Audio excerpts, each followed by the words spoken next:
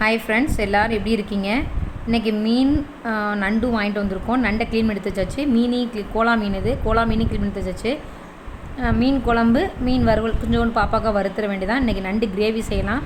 First எண்ணெயை ஊற்றி நல்லா உளுத்தம் பருப்பு நிறைய போட்டால் சாப்பிட்றது நல்லாயிருக்கும். உளுத்தம் பருப்பு நிறையா போட்டு கருவேப்பிலை கொஞ்சோண்டு போட்டுட்டு லைட்டாக பொரிய விட்டுட்டு அதுக்கப்புறம் நல்லா வெங்காயம், நல்லா பெரிய வெங்காயம்னா நல்லா 2 வெங்காயம் பெருசு வெட்டி போடணும். சின்ன வெங்காயம்னா உங்களுக்கு எந்த அளவுக்கோ அந்த அளவுக்கு வெங்காயத்தை நல்லா போட்டு நல்லா வதக்கிங்க, சுருளை வதக்கிடுங்க. வதக்கிட்டு தக்காளி, என்னென்னா அந்த கிரேவிங்கிறதுனால வெங்காயம் தக்காளி நிறைய போட்டு சுருளை வதக்கினா தான் நல்லா டேஸ்ட்டாக இருக்கும். தக்காளி வேண்டுற அளவுக்கு போட்டுக்கோங்க. நான் இன்றைக்கி ஒரு 5-6 தக்காளி போட்டிருக்கேன். தக்காளியை போட்டு நல்லா வதக்கி சுருளை வதக்கிடணும். வதக்கினதுக்கப்புறம் க்ளீன் பண்ணி வச்சுருக்க நண்டை அந்த வெங்காயம் தக்காளியில் போட்டுடணும். போட்டுட்டு இதுக்கு வெறும் பூண்டை மட்டும் நிறைய பூண்டை அரைச்சி ஊற்றணும். ஏன்னா இதில் இஞ்சி போடக்கூடாது. இந்த கிரேவிக்கு வெறும் பூண்டை மட்டும் போட்டு நீங்கள் அரைச்சி செஞ்சு பாருங்கள், செம்ம டேஸ்ட்டாக இருக்கும். இன்னொன்று நல்ல கோல்டு நெஞ்சு சளி பிடிச்சிருக்கவங்களாம் இந்த நண்டு இந்த மாதிரி வெறும் பூண்டை மட்டும் அரைச்சி ஊற்றி நல்லா காரமாக போட்டு பெப்பர் போட்டு சாப்பிட்டோம்னா சாப்பிடும் போதே அப்படியே மூக்குலேருந்து தண்ணி மண்டையில் உள்ள நீரெல்லாம் இறங்கி வந்துடும்.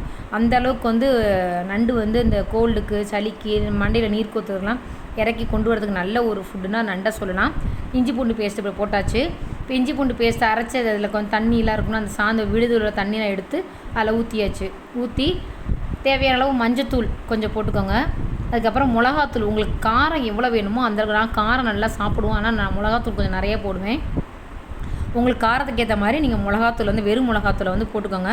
போட்டுட்டு நல்லா பெரட்டி விட்டுட்டிங்கன்னா அப்படியே நல்லா பார்க்குறதுக்கே நல்லாயிருக்கும். கலர்ஃபுல்லாக நல்லா சாப்பிட்றவங்க நல்லா கிண்டியாச்சு. நல்ல மசாலா மாதிரி இறங்கிருச்சு. இப்போ தண்ணி ஊற்றிக்கோங்க. அந்த நண்டு முழுகிற அளவுக்கு தண்ணி ஊற்றிக்கணும். ஊற்றிட்டு நல்லா வேக வைக்கணும்.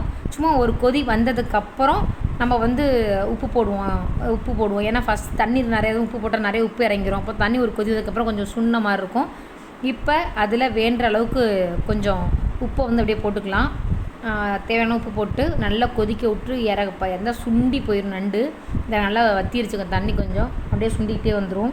நல்லா கிரேவி பார்த்துக்கு நல்லா சுண்டிங்க மசாலா அப்படியே நண்டில் நிற்கும். சாப்பிட்டு நல்லா காரசாரமாக இப்போ நல்லா பெப்பர் வேண்டுற அளவுக்கு பெப்பரை தூவிக்கோங்க. சாப்பிட்ற காரம் உங்களுக்கு பிடிச்சிருந்தா லைக் பண்ணுங்கள், ஷேர்